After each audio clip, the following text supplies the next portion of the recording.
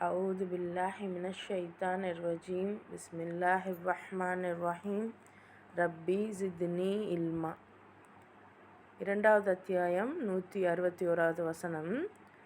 இன்னல்லதீன கஃபரு வமாது வஹும் குஃபாருன் உலாயிக அலைஹிம் லஅனத்துல்லாஹி வல் மலாயிகத்தி வன்னாசி அஜ்மாயின்.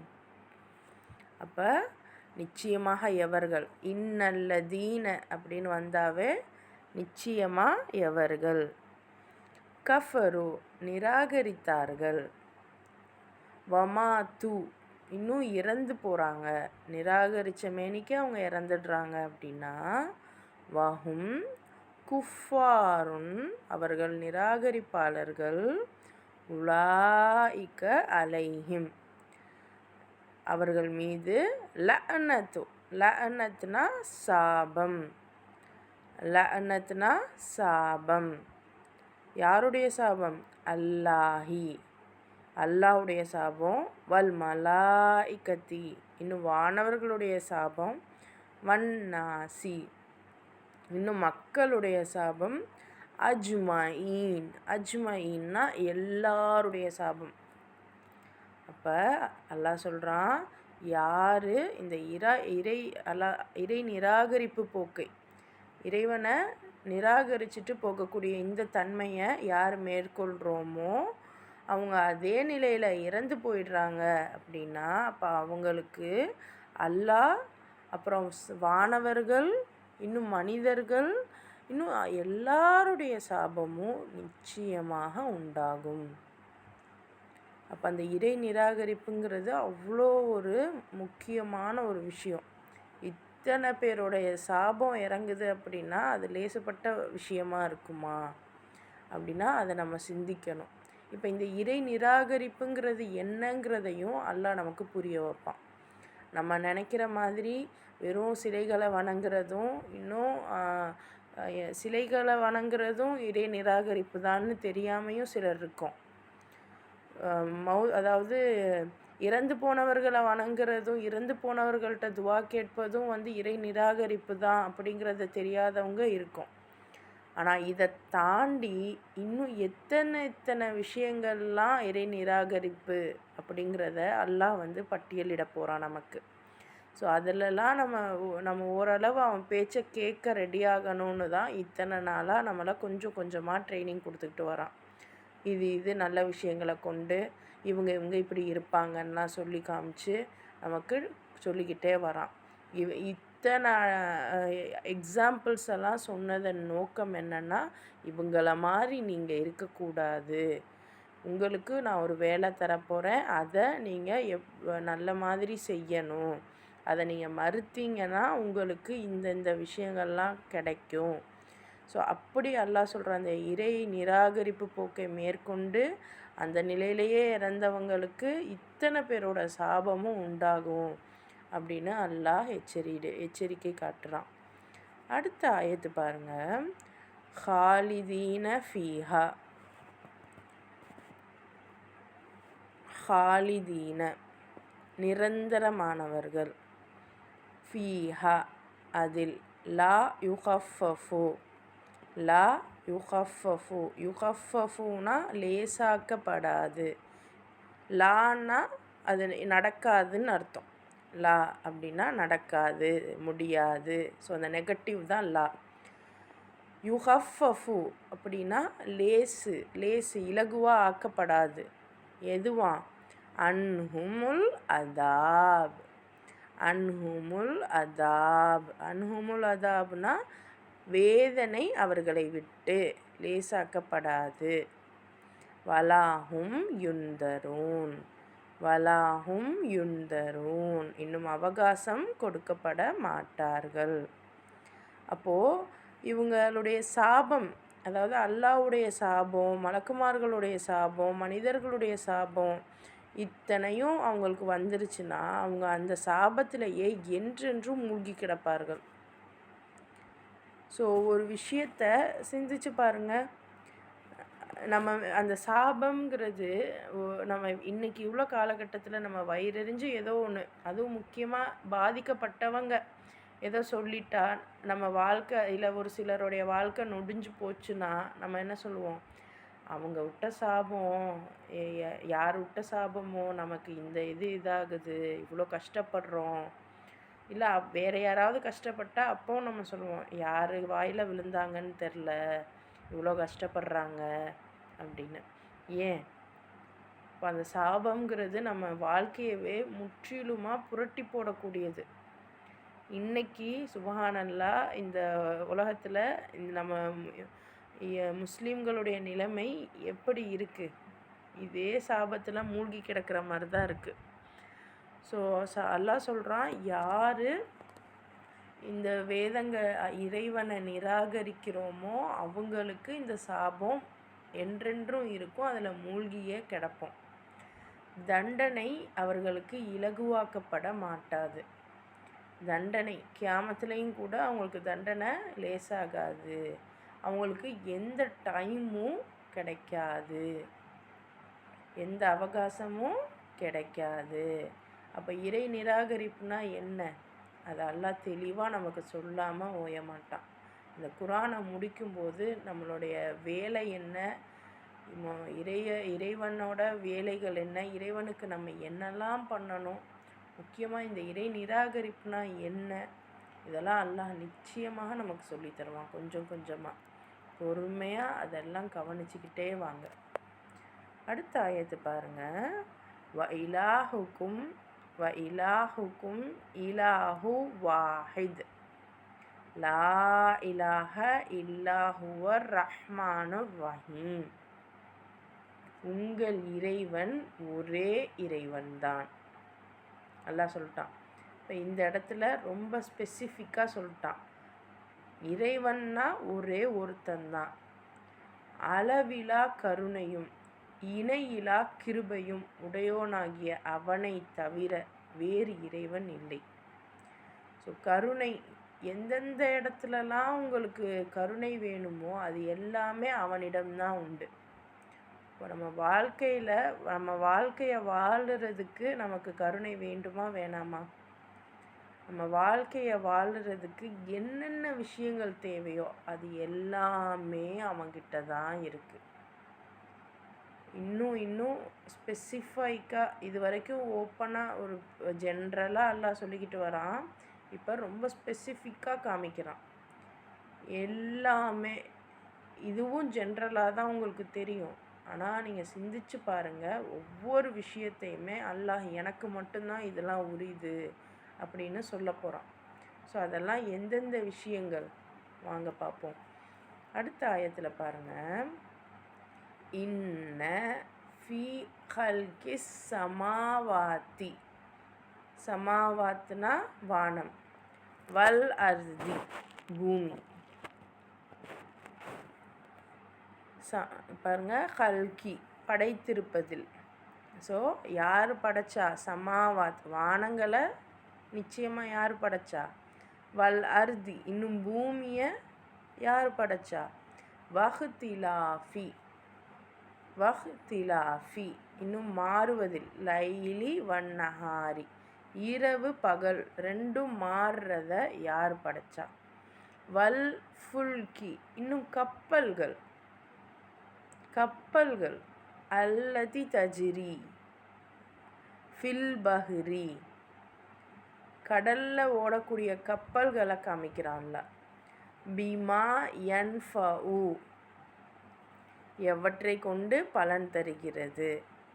அன்னாச வமா அன்சலல்லாஹு இன்னும் அல்லாஹ் இறக்கக்கூடிய சமாயினா இந்த சமாவாத்து வானத்தையும் குறிக்கும். சமா அப்படிங்கிறது வானத்தையும் குறிக்கும், மேகத்தையும் குறிக்கும்.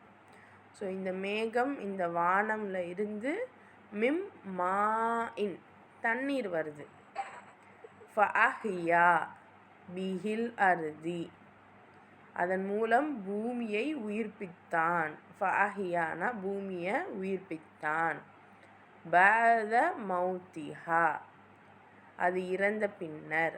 வபஸ்ஸ இன்னும் பரப்பினான், ஃபீஹா மின் குல்லி தாப்ப கால்நடைகளை பரப்புறான், வதஸ்ரீஃபி இன்னும் திருப்பி விடுதல், ரியாஹி காற்றுகளை, வஸ்ஸஹாபி இன்னும் மேகம், முசஹரி முசஹரி கட்டுப்படுத்தப்பட்ட, முசஹரினா கட்டுப்படுத்தப்பட்ட, பைனஸ் சமாஇ இப்போ வானம் பூமி இரண்டுத்துக்கும் இடையில், லி ஆயாத்தின் ஆயாத் இந்த இடத்துல பாருங்கள், ஆயாத் அப்படிங்கிறது அத்தாட்சி, ஒரு அத்தாட்சி, ஒரு வேர்டு. ஆயத் அப்படிங்கிறது வசனம் மட்டும் இல்லை, அது ஒரு அத்தாட்சி. லிகௌமி யாக்கிலூன் சிந்தித்து புரிகிறார்கள். அதாவது இது ரொம்ப நம்ம ஆழமாக யோசிக்கக்கூடிய வசனம். பாருங்கள், அல்லாஹ் சொல்கிறான், அவங்க எல்லாத்துக்குமே நான் ஒருத்தந்தான் இறைவன் அப்படின்னு அழுத்தி சொல்கிறானே, அதுக்கு சான்றையும் காமிக்கிறான். இந்த உண்மையை நீங்கள் தெரிஞ்சுக்கிறதுக்கு உங்களுக்கு சான்று வேணுமா, ஆயாத் வேணுமா, கேளுங்க அப்படின்ட்டு வானம் பூமியோட ஒழுங்கமைப்பு இதை முதல்ல நிறுத்துகிறான். வானம் பூமி அப்படின்னு பார்த்தோன்னா, இன்றைக்கி என்ன தான் சயின்ஸில் என்னென்னமோ பண்ணாலும் ஒரு வீடு மட்டும்தான் நம்ம கட்ட முடியுது, ஒரு பெரிய ஸ்டேடியம் தான் கட்ட முடியுது. அதை தாண்டி மேலே ஓடு ஏதாவது பண்ண முடியுதா? இன்னும் நம்ம அந்த தூண்களை ப்ராப்பராக வைக்கிறோம். ஆனால் இந்த எலக்ட்ரிக்கல் விஷயங்கள், இந்த ஃபிசிக்ஸ் இதெல்லாம் இன்றைக்கி நம்ம படிக்கிறோம். ஆனால் யோசிச்சு பாருங்கள், அதாவது அந்த எலக்ட்ரான்ஸ் புரோட்டான்ஸ்ன்னு சொல்லுவாங்க. அதாவது நீங்கள் காந்தம் எடுத்துக்கிட்டீங்க அப்படின்னா அது ஒரே தன்மையுடையது விலகும். அதே அதாவது ஆப்போசிட்டாக இருக்கக்கூடிய தன்மைகள் ஒட்டிக்கும். கரெக்டாக ஒரு காந்தத்தை எடுத்து பாருங்கள், தெரியும் உங்களுக்கு. அதே மாதிரி சார்ஜஸை, எலக்ட்ரிக்கல் சார்ஜஸை, அதாவது அதை தமிழில் எப்படி சொல்கிறது, பட் நீங்கள் ஃபிசிக்ஸ் ரொம்ப தெரியலைன்னாலும் பேசிக்காக தெரியும் நமக்கு. ரொம்ப தெரியும்னா உங்களுக்கு சொல்லவே நான் தேவையில்லை. பட் எனக்கு தெரிஞ்ச வரைக்கும் நான் உங்களுக்கு எத்தி வைக்கிறேன். அதாவது இந்த எலக்ட்ரானிக் சார்ஜஸ்ன்னு சொல்லுவோம். ஸோ அது நம்ம காந்தத்தன்மையை எடுத்துக்கோங்க. எதிரெதிர் சார்ஜ் உள்ள காந்தம் ஒட்டும். இன்னும் சேமான சார்ஜஸ் உடைய அந்த இது ஒட்டாது. எவ்வளோக்கு எவ்வளோ விலகி நிற்க முடியுமோ நிற்கும். அதே சமயம் அதை விட்டு அது தள்ளியும் போகாது. ஸோ அந்த ஒரு சார்ஜஸை இறைவன் வானத்துக்கும் பூமிக்கும் கொடுத்து அதை கரெக்டாக தூணே இல்லாமல் நிற்க வச்சுருக்கான். இன்றைக்கி தான் சயின்ஸ் அதை யோசித்து குரான்லேருந்து எடுத்து அவங்க ப்ரூவ் பண்ணுறாங்க, ஆமாம் இப்படி இருக்குது அப்படின்னு. நம்ம நினச்சிக்கிட்டு இருக்கோம் குரான் கல்வி வேறு, உலக கல்வி வேறுன்னு. ஆனால் நமக்கு தெரிகிறதில்ல, குரானை வச்சு எழுதப்பட்ட புத்தகங்களை திருடிட்டு போய் தான் என்ன பண்ணிட்டாங்க, அவங்களுடைய எஜுகேஷன், அவங்களுடைய புத்தகங்களாக அவங்க மாற்றிக்கிட்டாங்க, அதைத்தான் அவங்க செயல்படுத்தினாங்க அப்படிங்கிறத மறந்துட்டோம். ஏன்னா நமக்கு அது தெரியவே தெரியாது, அந்த வரலாறே தெரியாது. அதெல்லாம் பெரிய பெரிய வரலாறுகள். ஸோ இப்போ இந்த விஷயம் வானம் பூமியை வச்சு அதோட ஒழுங்கமைப்பை வச்சு எல்லாம் ஃபஸ்ட்டு சான்றை காமிக்கிறான்.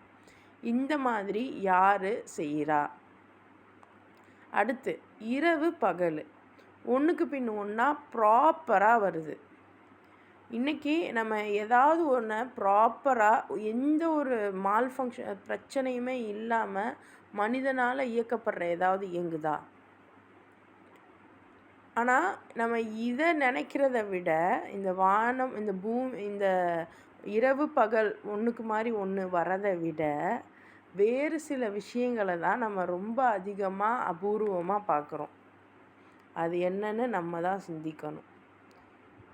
ஸோ அந்த இரவு பகல் அதை அல்லாஹ் சுட்டி காமிக்கிறான். மூணாவது, கடலில் சுமந்து செல்லக்கூடிய கப்பல்கள். அப்போது அன்னைக்கு அதாவது நபி ஸல்லல்லாஹு அலைஹி வஸல்லம் காலகட்டத்தில் இந்த கப்பல்கள் தான் ரொம்ப பெரிய ஒரு விஷயமா இருக்கும்.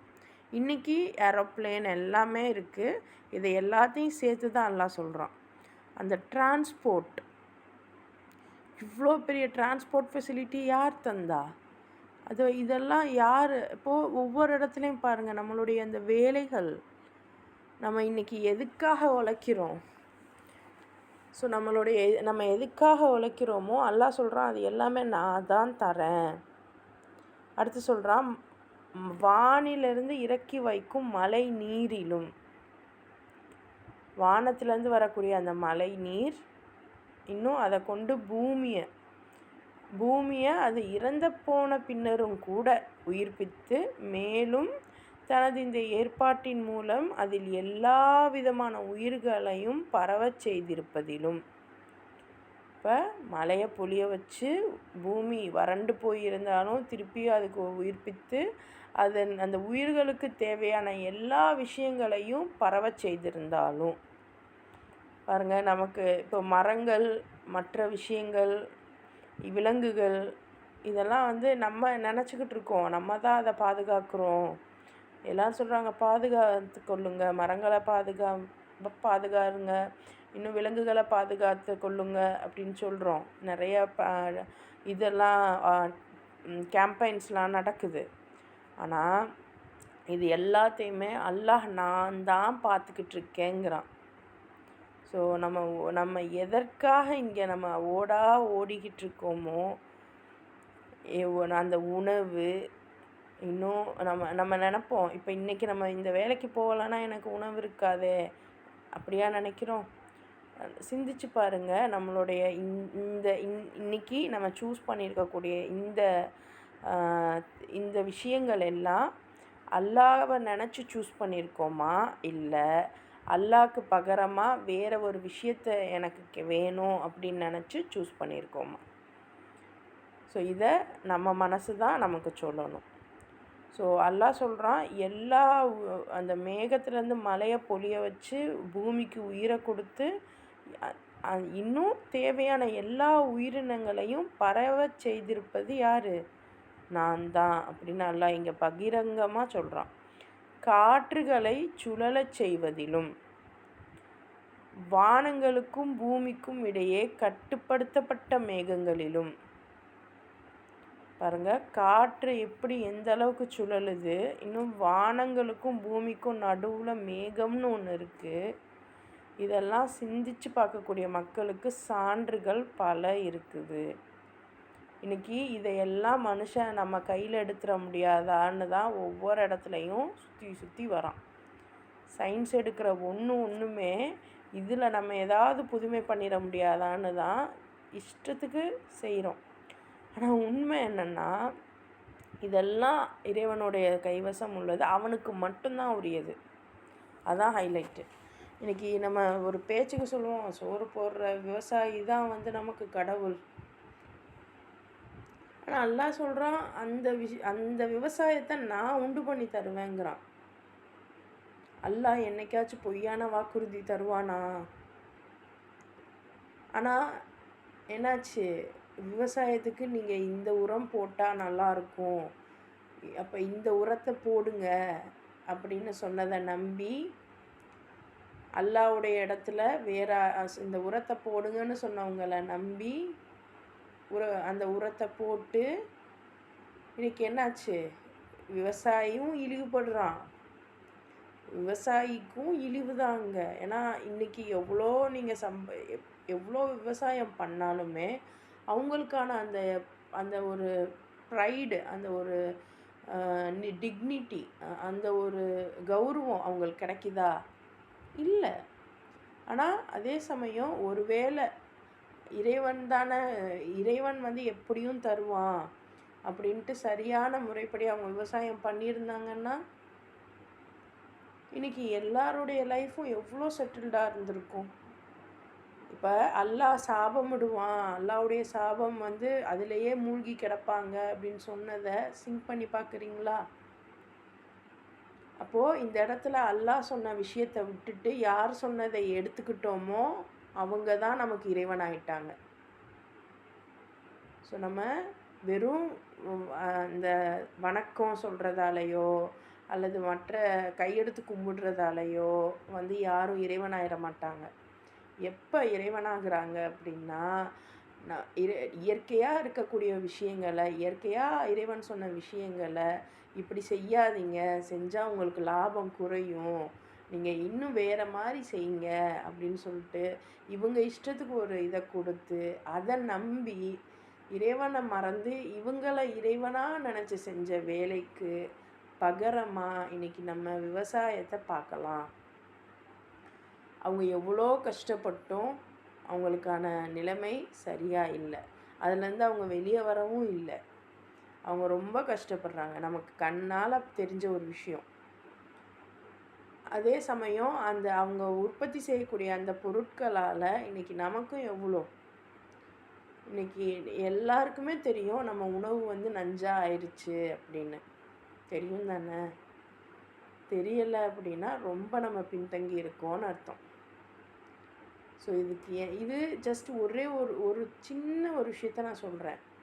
இது இல்லாமல் சிந்திச்சு பாருங்கள், எந்தெந்த இடத்துலலாம் நம்ம கஷ்டப்படுறோமோ அந்தந்த இடத்துலலாம் நம்ம அல்லாஹ்வை இறைவனை விடுத்து வேறு யாரையோ இறைவனாக எடுத்துக்கிட்டோன்னு அர்த்தம்.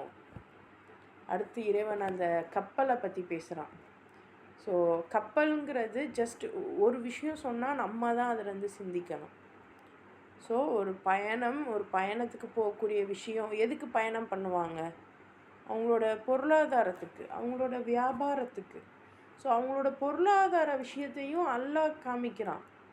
அப்போது இறைவன் சொன்ன முறைப்படி நீங்கள் வந்து பொருளாதாரத்தை ஈட்டிருந்தீங்கன்னா உங்களுக்கு என்றைக்குமே அந்த மேன்மை இருந்துக்கிட்டே இருந்திருக்கும். இன்றைக்கி நம்ம ரொம்ப கஷ்டப்படுறோம். ஒரு பொருளாதாரத்தை நம்மளால் எடுத்து கொண்டு வரவே முடியலை. மனித இனமே முழுக்க அப்படி தான் இருக்குது. ஒரு 90% கஷ்டப்படுறோம், 10% ரொம்ப டாப்பில் இருக்காங்க. அந்த 10% அதை அல்லாஹ் அவங்களுக்கு கொடுக்கக்கூடிய ட்ரையல், அதாவது செக் பண்ணுறான். அல்லாஹ் அவங்களுக்கு கொடுத்து செக் பண்ணுறான். ஆனால் மீதி 90 பேரையும் அல்லாஹ் வந்து ஏன் இழிவுபடுத்தி வச்சுருக்கான்? ஏன் நம்ம இழிவாகிறோம்? சிந்திக்கணும். ஏன்னா இறைவன் சொன்ன விஷயத்த நம்ம மறந்து இறைவனுக்கு பகரமாக வேறு யாரோ சொன்ன விஷயத்தை எடுத்துக்கிட்டு செயல்பட்டதன் காரணமாக தான் அல்லாஹ் அங்கே இழிவுபடுத்துவேன், அந்த சாபத்தில் என்றென்றும் அவங்க இருப்பாங்க அப்படின்னு சொன்னது இதைத்தான். ஸோ அந்த நம்மளுடைய பொருளாதாரம் ஈட்டக்கூடிய அந்த கப்பல்களெல்லாம் சுட்டி காமிக்கிறான். இதெல்லாம் என் கைவசம்தான் இருக்குது அப்படின்னு சொல்கிறான். இன்னும் உயிரினங்களை பரவ செய்வது எல்லாம் என் கைவசம்தான் இருக்குது. ஸோ நம்ம என்ன நினச்சிக்கிட்டு இருக்கோம்? நம்ம தான் பிளான்ட்டை நடுறோம், நம்ம தான் இதை நாயை வளர்க்குறோம், இந்த சிங்கத்தை காப்பாற்றுறோம் அப்படின்னு நினைக்கிறோம். உண்மை என்னென்னா அப்படி சொல்லிட்டு அதையெல்லாம் கொல்றதே யார்? ஒரு சில மனிதர்கள் தான். ஸோ இப்போது நமக்கு ரொம்ப பாலிட்டிக்ஸ், இந்த தினசரி விஷயங்கள்லாம் உங்களுக்கு தொடர்ச்சியாக தெரிய வருது அப்படின்னா ஏதோ ஒருத்தவங்க ஒரு விஷயத்த ரொம்ப பாதுகாக்கிறாங்க அப்படின்னா அதை அவங்க எடுத்துக்க போகிறாங்கன்னு அர்த்தம்னு சொல்லித்தராங்க இப்போல்லாம். ஏன்னா எவ்வளோ பெரிய இப்போ சமீப காலமாக எவ்வளோ பெரிய காடுகளை எல்லாம் எடுத்து ஆசிரமங்களாக இந்தியாவில் கட்டினாங்க. அப்போ எவ்வளோ பெரிய இதிலெல்லாம் இது பண்ணிவிட்டு, அதாவது காடுகளெல்லாம் அழிச்சிட்டு வேறு மற்ற விஷயங்களுக்காக பயன்படுத்தினாங்க. ஸோ நம்ம என்ன நினச்சிக்கிட்டோம்? இதுதான் சிறந்தது, 8 வழிச்சாலை தான் சிறந்தது அப்படின்னு நினச்சி எத்தனையோ மரங்களை அழிச்சு விட்டோம். கடைசியில் பார்த்தா நமக்கு தான் ரொம்ப சிரமத்துக்கு மேலே சிரமமாக இருக்குது. அப்போது இந்த இடத்துல யாரை நம்ம இறைவனாக எடுத்துக்கிட்டோம்? யார் சொன்னாங்களோ, யார் உங்களுக்கு இது சரி வராதுமா, 8 வழிச்சாலை தான் சரி வரும் அப்படின்னு சொன்னவங்கள நம்ம இறைவனாக எடுத்திருந்தோம்.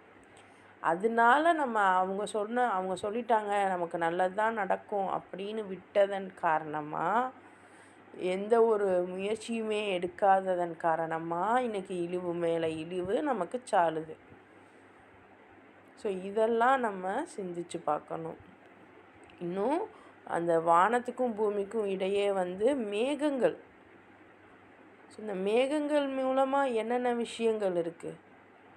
இப்போது நீங்கள் இது பண்ணக்கூடிய அந்த மலைகள், அந்த ரெயின், இதெல்லாம் இன்றைக்கி நம்ம நினைக்கிறோம், இது என்ன இவ்வளோ வருது, இதெல்லாம் இறைவனுடைய சாபமா அப்படின்னா, அதையும் தாண்டி இப்போது நிறைய விஷயங்கள் நீங்கள் வேணால் யூடியூப்பில் அடித்து பாருங்கள். HARPP அப்படின்றத அடித்து பாருங்கள். அதாவது செயற்கையாக வானிலையை மாற்றக்கூடிய ஒரு டெக்னாலஜி.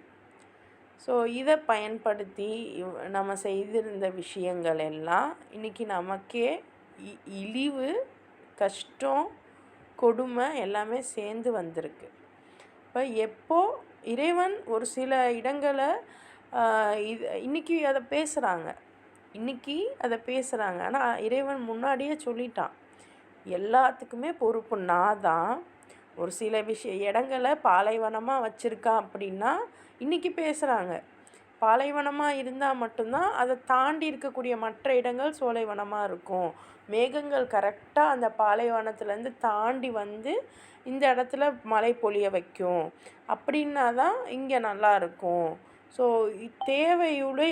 தேவையை கருதி தான் இறைவன் சில இடங்களை பாலைவனமாகவும் சில இடங்களை சோலைவனமாகவும் ஆக்கி வச்சிருந்தான். இன்றைக்கி மனிதன் என்ன பண்ணால், நான் உங்கள் இடத்த பாலைவனமாக இருக்கா, அதை நான் சோலைவனமாக ஆக்குறேன், உங்கள் இடத்த நான் எவ்வளோ ஃபெசிலிட்டிஸ் பண்ணித்தரேன் பாருங்கள் அப்படின்னு செயற்கையாக பல விஷயங்கள் செய்ய போய், இந்த மழையே நான் பெய்ய வைக்கிறேன் அப்படின்னு சில இதெல்லாம் எடுத்து செய்ய போய், நீங்கள் எவ்வளோ இன்றைக்கும் நம்ம ஊர்களில் பார்ப்போம். அதாவது சில ரொம்ப ஒரு மாதிரி கஷ்டப்பட்ட ஒரு ஃபேமிலியில், இல்லை ஏதோ ஒரு தவறான வழி ஃபேமிலியில் இருந்து எவ்வளோ கஷ்டப்பட்டு முன்னேறி இருந்தாலும் அவங்களுடைய தன்மை, அந்த மரியாதை மட்டும் அவங்களுக்கு கிடைக்கவே கிடைக்காது. ரொம்ப இவங்க எவ்வளோ கஷ்டப்பட்டு முன்னேறி போனாலும் அவங்களுடைய அந்த செயலின் காரணமாகவும் இன்னும் அவங்களோட ஃபேமிலியோட பேக்ரவுண்ட் காரணமாகவும் அவங்களுக்கு ஒரு மரியாதை சபையில் கிடைக்கவே கிடைக்காது. இன்றைக்கி அந்த மாதிரியான ஒரு சூழலில் தான் பெரிய பெரிய விஷயங்கள் நடக்குது. நீங்கள் எவ்வளோ சோலைவனமாக இருந்தாலும், எவ்வளோ உங்களோட லைஃப் ஸ்டைல் மாறி இருக்கிறதா நினச்சாலும், நீங்கள் வெளியே இருந்து பார்க்கும்போது உங்களுக்கான அந்த மரியாதை கிடைக்கவே கிடைக்காது. அப்படித்தான் முஸ்லீம் சமுதாயமான நம்ம இன்றைக்கி இருக்கோம். ஸோ அப்போ இந்த மேகங்கள் இதிலெல்லாம் சிந்திக்கிறதுக்கு பல சான்றுகள் இருக்குது. நான் சொல்கிறது ஒரே ஒரு ரொம்ப பொடியான ஒரு விஷயம். இதை தாண்டி பல விஷயங்கள் இருக்குது. நீங்கள் சிந்திச்சு பாருங்கள். எந்தெந்த இடத்துலலாம் நமக்கு கஷ்டம் வருதோ, எந்தெந்த இடத்துலலாம் நம்ம இழிவுபடுத்தப்படுறோமோ, அங்கெல்லாம் இறைவனுக்கு பகரமாக வேறு யாரையோ நம்ம இறைவனாக எடுத்திருக்கோன்னு அர்த்தம். அந்த நிராகரிப்பின் காரணமாக தான் இன்றைக்கி இவ்வளோ இன்னல்கள் நம்ம சந்திக்கிறோம். அதாவது இயல்பாக இருக்கக்கூடிய ஒரு விஷயத்த யாரோ ஒருத்தவங்க சொன்னாங்கன்னு அந்த விஷயத்தை மாற்றி செய்ததன் விளைவு தான் இந்த பிரச்சனை, இந்த இழிவு, இந்த மன நெருக்கடி. ஸோ இப்போ இதுக்கெல்லாம் மருந்தும் வேணும்ல. அல்லாஹ் ஒன்று சொல்லிவிட்டு அதுக்கு மருந்து தராமல் இருக்க மாட்டான். ஸோ நிச்சயமாக குர்ஆனில் அதனுடைய மருந்தும் இருக்குது. என்ன பண்ணுறதுன்னு பார்ப்போம் வாங்க. அடுத்த ஆயத்து பாருங்கள்.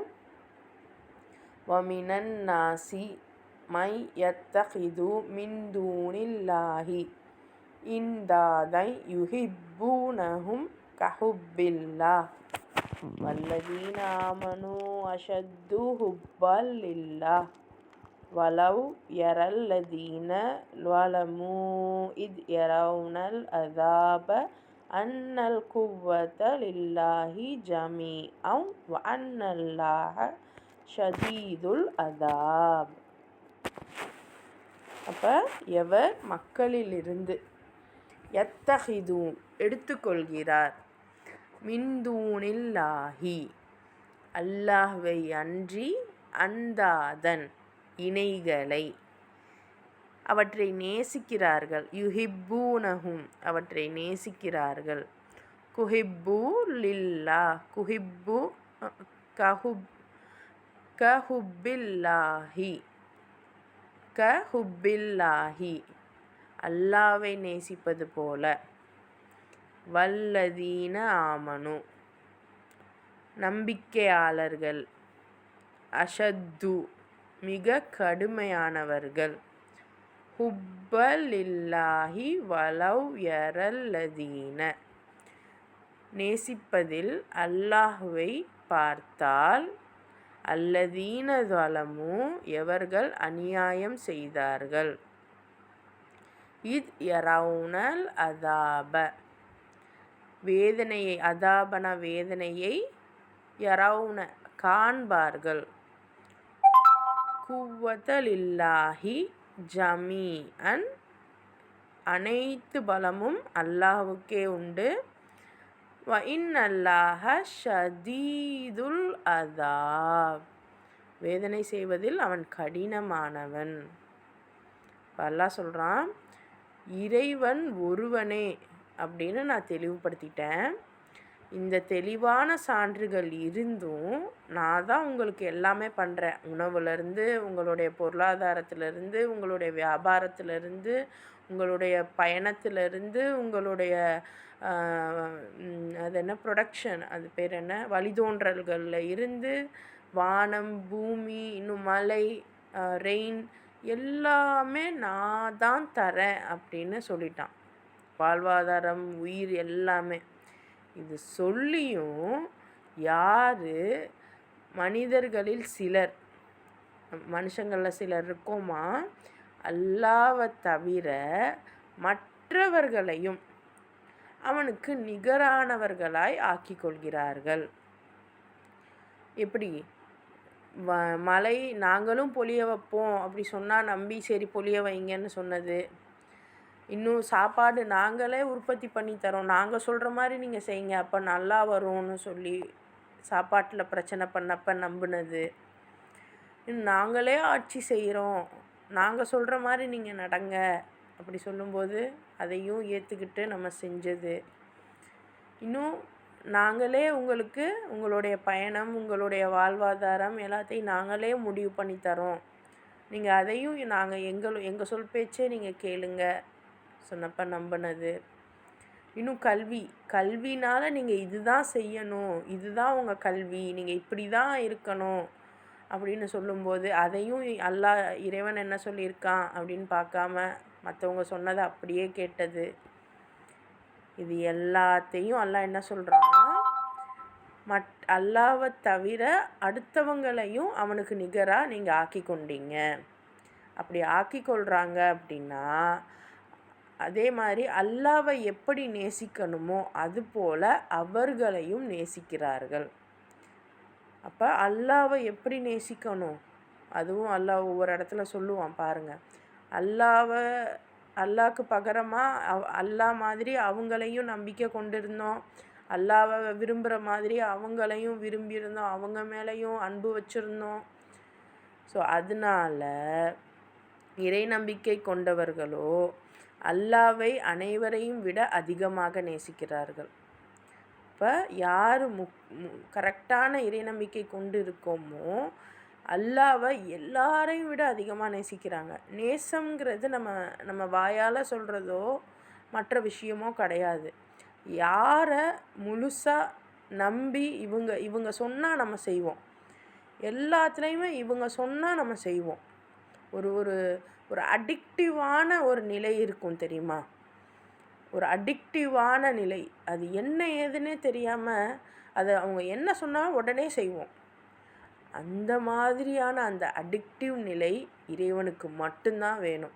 அவன் சொல்கிறான், இறை நம்பிக்கை கொண்டவர்கள் அல்லாவை தான் எல்லாரையும் விட அதிகமாக நேசிக்கிறாங்க. அப்போ அல்லாஹ் எல்லா ஆற்றலும் உடையவன். எல்லா ஆற்றலும்னா நம்ம கண்ணுக்கு எதெல்லாம் தெரியுதோ, எதையெல்லாம் ஆற்றலாக நம்ம நினைக்கிறோமோ அது எல்லாமே இறைவன் கைவசம்தான் இருக்குது. இன்னும் அல்லாஹ் கடுமையாக தண்டனை கொடுப்பவன் என்பதை இந்த அக்கிரமக்காரர்கள் வேதனையை நேரில் காணும்போது அறியத்தான் போகிறார்கள். அந்தோ அதனை இன்றே அவர்கள் உணர்ந்து கொண்டால் எத்தனை நன்றாய் இருக்கும். அப்போ இன்னைக்கு அல்லாஹ் நமக்கு சொல்கிறான், இந்த மாதிரி அல்லாவை தவிர வேறு சிலரையும் நீங்கள் என்ன நேசிக்கிற மாதிரி நேசிக்கிறீங்க. உண்மையிலேயே உங்களுக்கு கடுமையான வேதனை காத்துக்கிட்டு இருக்குது. இது இறைவன் உங்களுக்கு அன்னைக்கு கியாமத்துலேயோ அல்லது உங்களோட ஃப்யூச்சர்லேயோ நிச்சயமாக காண்பிப்பான். அப்போ நீங்கள் இதனால் கஷ்டப்படுறத விட இப்போவே உணர்ந்துக்கிட்டா எவ்வளோ நல்லா இருக்கும் அப்படின்னு அல்லாஹ் இங்கே கேட்குறான். ஸோ அல்லாவே ஆசைப்பட்றான், நீங்கள் உணர்ந்துக்கோங்க, என்ன பிரச்சனைங்கிறத உணர்ந்துக்கோங்க அப்படிங்கிறான். சுபஹான் அல்லாஹ் இன்றைக்கி நமக்கு உணர்த்தியும் இருக்கான். இத்தனை நாட்களாக நமக்கு இந்த விஷயங்கள் தெரிஞ்சிருந்ததா அப்படின்னா சிந்திக்கணும். இவ்வளோ நாளாக நம்ம தொழுகை, ஓதுதல், வணக்க வழிபாடுகளில் சிலைகளையோ அல்லது கபறுகளையோ வணங்குறத மட்டும்தான் நம்ம நினச்சிக்கிட்டு இருந்தோம். ஆனால் அதையும் தாண்டி எந்தெந்த விஷயங்கள்லாம் அல்லாஹ் சொல்லியிருக்கானோ அதுக்கு மாறுதலாக வேறொருத்தவங்க சொன்னதை நம்பினாலும் அல்லாவிடம் நம்ம குற்றவாளிகளாக நிற்கப்படுவோம் அப்படிங்கிறது இந்த வசனத்தில் அல்லாஹ் நமக்கு புரிய வைக்கிறான். எவ்வளோ பெரிய படிப்பினைகள்!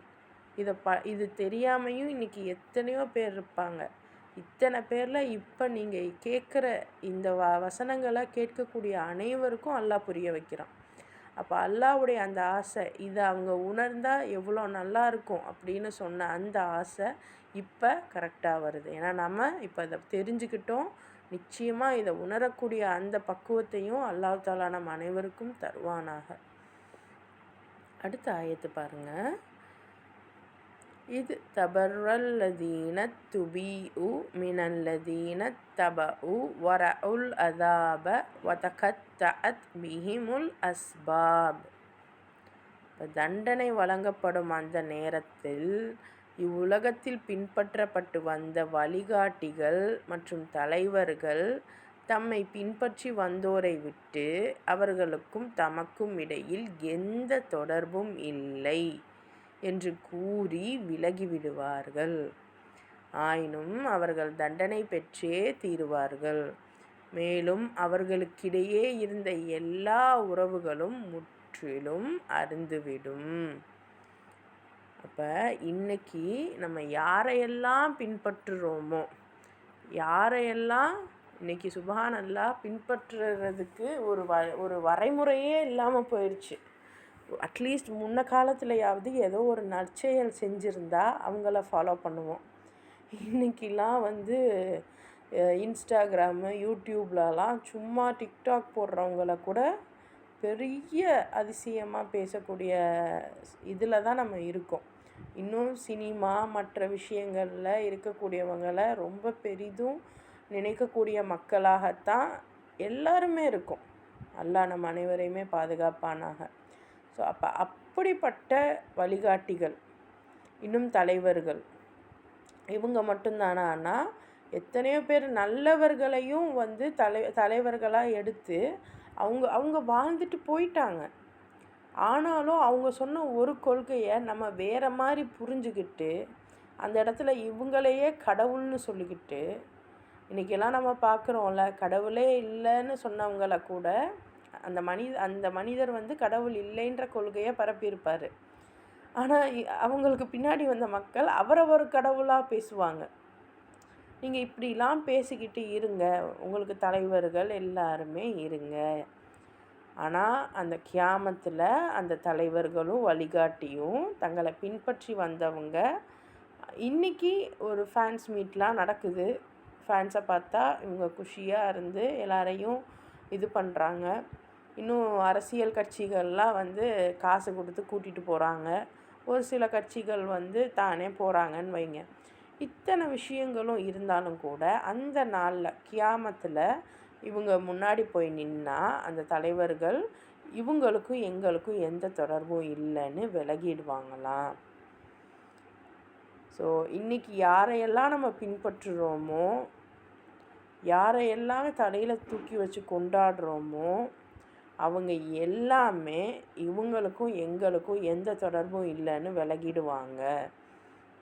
சிலர் சொல்லுவாங்க, நபி ஸல்லல்லாஹு அலைஹி வஸல்லம் தானே நமக்கு அந்த கௌசர் தடாகத்தில் தண்ணீர் தருவாங்க, நமக்காக பரிந்துரை செய்வாங்க. அல்லாஹ் சொல்லக்கூடியவர்களுக்கு மட்டும்தான் நபி ஸல்லல்லாஹு அலைஹி வஸல்லம் பரிந்துரை செய்வார். அவராக யாரையும் சூஸ் பண்ண மாட்டார். இதெல்லாம் வரக்கூடிய காலங்களில் அல்லாஹ் சொல்லுவான். அதே மாதிரி ஹவுலுல் கௌசரில் அல்லாஹ் சொல்லக்கூடிய ஆட்கள் தான் இவங்களோட போய் நீர் அருந்துவாங்க. நபி ஸல்லல்லாஹு அலைஹி வஸல்லமுக்கு யாரை வேணால் கூப்பிட்டு உள்ளே எடுத்துக்கிறதுக்கு அவங்களுக்கு இது கிடையாது, சக்தி கிடையாது. எல்லாம் நீங்கள் அது நல்ல தலைவராக இருந்தாலும் கெட்ட தலைவராக இருந்தாலும் யாராக இருந்தாலும் அந்த இடத்துல அவங்களுக்கும் உங்களுக்கும் சம்பந்தமே இருக்காது. முக்கியமாக ஏன்னா இன்றைக்கி நபி ஸல்லல்லாஹு அலைஹி வஸல்லமையும் சிலர் துவா கேட்கக்கூடிய இதில் இருக்கும். ஸோ அல்லாஹ் தஆலா நம்மளை பாதுகாக்கணும். அதே மாதிரி ஈசா அலைஹிஸ்ஸலாமையும் என்ன பண்ணிட்டாங்க, கடவுளுக்கு மகனாகவே ஆக்கிட்டாங்க. ஸோ இப்படி இது மட்டும் இல்லாமல் இன்றைக்கி காலகட்டத்தில் நிறைய பேர் அரசியல்வாதிகளை, நிறைய படித்தவர்களை, நிறைய பட்டம் பெற்றவர்களை, ஒரு பிஸ்னஸ் மேக்னெட்ஸை, இன்னும் இப்படி பெரிய பெரிய பிரபலங்களெல்லாம் நம்ம வழிகாட்டியாகவும் தலைவர்களாகவும் நினச்சி அவங்கள பின்பற்றி அவங்க ஒரு தப்பு செஞ்சுருந்தாலும் அதையே கரெக்டுன்னு நம்மளும் செய்யக்கூடிய ஒரு கூட்டம் இருக்கத்தான் செய்யுது. இன்றைக்கி நம்ம எம்பிஏ படிக்க வைக்கணும் பிள்ளைய, இன்றைக்கி பிள்ளைய டாக்டர் படிக்க வைக்கணும், என் பிள்ளைய இன்ஜினியரிங் படிக்க வைக்கணும், என் பிள்ளைய ஐஏஎஸ் படிக்க வைக்கணும், இப்படி பல கனவுகளோடு நம்ம இருக்கோமே. அந்த ஒவ்வொரு படிப்பும் ஒவ்வொரு திசையுமே இறைவனோட வழியில் நீங்கள் போகிறதுக்கு சரியாக இருக்குமா? உங்கள் நம்ம புள்ள இறைவன் சொன்ன வழிப்படி நடக்க போகுதா அப்படின்னு பார்க்காம நம்ம பெற்றோர்கள் அதை படிக்க வைக்கணுன்ட்டு கோடியாக லட்சமாக, ஏன்னா ஒரு டேர்முக்கு 50,000 ரூபா சுலபமாக நீங்கள் கட்டுறீங்க. அது 12 வருஷமா ஒரு குழந்தை படித்து முடித்து வெளியே வர்றதுக்கு கிட்டத்தட்ட ஒரு 19 வருஷம் கிட்ட ஆகுது. அந்த 19 வருஷமாக நீங்கள் அவ்வளோ செலவு பண்ணி கடைசியில் அந்த புள்ள உங்களை மதிக்காமல் உங்களை இழிவுபடுத்தி அது இஷ்டத்துக்கு வெளியே போகுது அப்படின்னா அந்த இடத்துல நீங்கள் இறைவனை விடுத்து வேறு யாரையோ இறைவனாக நம்ம எடுத்துட்டோன்னு அர்த்தம். அதனால தான் அல்லாஹ் நம்மளை அந்த இடத்துல இழிவுபடுத்துகிறான்னு அர்த்தம். இப்போ இதெல்லாம் நம்ம சிந்திக்கணும். யார் சொல்லி நம்ம அந்த வேலையை செய்கிறோம், யார் வழிகாட்டி நம்ம அந்த வேலையை செய்கிறோம், இந்த வேலை சரியா தப்பா, இறைவன் சொன்ன வேலை தானா, இதெல்லாம் நம்ம சிந்திக்க மறந்து போனதன் விளைவு தான் இன்றைக்கி ஏகப்பட்ட குழப்பங்கள், ஏகப்பட்ட பிரச்சனைகள். நம்ம குழந்தைகள் நம்ம கைவசம் இருக்கவே மாட்டேங்குது. குழந்தைகள் முன்னாடி நம்ம அவமானப்படுறோம். இதெல்லாம் ரீசன் என்ன? நம்ம இறைவனை தவிர வேறு யாரையோ வழிகாட்டியாவோ தலைவராகவோ ஏற்றுக்கிட்டோன்னு அர்த்தம். அது ஏற்றுக்கிட்டவங்க கியாமத்தில் போய் நின்னா உங்களுக்கும் எங்களுக்கும் எந்த சம்மந்தமும் இல்லைன்னு ஒதுங்கிடுவாங்க. ஆனாலும் நீங்கள் கெட்ட தலைவர்களாக இருந்தால், ஏன்னா இன்றைக்கி இந்த தலைவர்கள் எல்லாருமே நல்லவர்கள், இவங்கெல்லாம் நம்மளை டைரெக்டாக சொர்க்கத்துக்கு கூப்பிட்டு போயிடுவாங்க. அது சொர்க்கம் அப்படிங்கிறது நம்பிக்கை உள்ளவனுக்கு கியாமத்து இறப்புக்கு பிறகு உள்ளது. இன்னும் நம்பிக்கை இல்லாதவனை பொறுத்த வரைக்கும் சொர்க்கம் என்னென்னா அவன் நல்ல லைஃப் வாழ்கிறது. இது ரெண்டுமே கிடைக்காது. நீங்கள் ஒரு சரியான தலைவரை ஃபாலோ பண்ணாமல் இருக்கும்போது இங்கேயும் நீங்கள் நல்லா இருக்க முடியாது. ஏன்னா எத்தனையோ தொண்டர்களை நம்ம பார்க்குறோமே, எத்தனையோ ஃபேன்ஸுகளை நம்ம பார்க்குறோம், கண்ணால் பார்க்குறோம். ஆனால் அல்லாஹ் சொல்கிறான், இப்போ இவங்களுக்கெல்லாம் அந்த தலைவர்களுக்கும் தண்டனை இருக்குது, தொண்டர்களுக்கும் அந்த தலைவர் பேச்சை கேட்டு தலைவருக்கு ரொம்ப ஃபேனாக சுற்றிக்கிட்டு இருந்தவங்களுக்கும் விசிறியாக சுற்றிக்கிட்டு இருந்தவங்களுக்கும் என்ன இருக்குது? தண்டனை இருக்குது. அவங்க 2 பேத்துக்கு இருந்த எல்லா உறவுகளும் முற்றிலும் அருந்துவிடும். இது எந்தெந்த விஷயம் எல்லா தலைவர்களுக்கும் பொருந்தும். நம்ம தலைவர் ஷைத்தானுக்கும் பொருந்தும். நம்ம எல்லாம் என்ன நினச்சிக்கிட்டு இருக்கோம்? ஷைத்தான் மட்டும்தான் நமக்கு வந்து பிரச்சனைன்னு நினச்சோம். அவனை தாண்டி பல விஷயங்கள் இருக்குது. அதெல்லாம் கொஞ்சம் கொஞ்சமாக பாருங்கள். உங்கள் லைஃப்பில் எது எப்படி இருந்தாலும் நீங்கள் தான் சிந்திக்கணும். குரானு ஒரு ஹைலைட்டு தான் தரும். அதை வச்சு நீங்கள் சிந்திக்க ஆரம்பித்தா மட்டும்தான் வாழ்க்கையில் நீங்கள் இழிவுபடாமல் இருப்பீங்க. ஸோ அதுக்கு ஒரு வாழ்க்கையில் நம்ம ஒரு மரியாதையோடு இருக்கணும் அப்படின்னா, இறைவன் சொன்ன முறைப்படி இருந்துட்டோன்னா நிச்சயமாக நமக்கு மரியாதை வந்தே தீரும். ஆனால் அதே சமயம் அவன் இடத்துல வேறு யாரையாவது வச்சு அவனுக்கு தரக்கூடிய லவ்வை மற்றவங்களுக்கும், அதாவது லவ்வுங்கிறது வாயால் வர்றதில்லை, அதை சொல்கிறத உடனே செய்கிறது. அந்த பைத்தியம் பிடிச்ச மாதிரி அந்த க்ரேஸியாக இருப்போம் தெரியுமா? அது இறைவனுக்கு மட்டும் இருந்தால் நம்மளை எல்லாருமே நம்மளை மதிப்பாங்க. ஆனால் நமக்கு அது வந்து ஒரு தலைக்கணமாகவும் ஆகாது. அதே சமயம் அல்லாவை விடுத்து வேறு யாரை நம்ம கூட்டு சேர்த்தாலும் நம்மளை யாரும் மதிக்க மாட்டாங்க. அதே சமயம் நம்ம இழிவுபடுறோன்றது கூட தெரியாமல் இழிவுபட்டுக்கிட்டு இருப்போம். கஷ்டத்து மேலே கஷ்டம், சாபத்துக்கு மேலே சாபம் தொடர்ந்து நம்மளை சுற்றி இருந்துக்கிட்டே இருக்கும். சுப்ஹானல்லாஹ், அல்லாஹ் வந்து ரொம்ப நம்மளை வந்து அச்சமூட்டி எச்சரிக்கை செய்யக்கூடியவனாக இருக்கான். ஸோ இன்ஷா அல்லாஹ் இன்றைக்கி இந்த 166 வசனம் போதும். இன்ஷா அல்லாஹ் நாளைக்கு நம்ம தொடர்ந்து இந்த வசனங்களை பார்க்கலாம். அல்ஹம்துலில்லாஹ். அல்லாஹ் எங்கள் அனைவருக்கும் இந்தந்த விஷயங்களை புரிந்து இன்னும் எங்கள் வாழ்க்கையில் இதை நடைமுறைப்படுத்தி எங்களுக்கு தெளிவான பாதையை காண்பித்தது மட்டும் இல்லாமல் அதை எங்களை கடந்து போகக்கூடிய பாக்கியத்தையும் எங்களுக்கு நீ தந்தருள்வாயாக. ஆமீன். அஸ்ஸலாமு அலைக்கும் வரஹ்மத்துல்லாஹி வபரகாத்துஹு.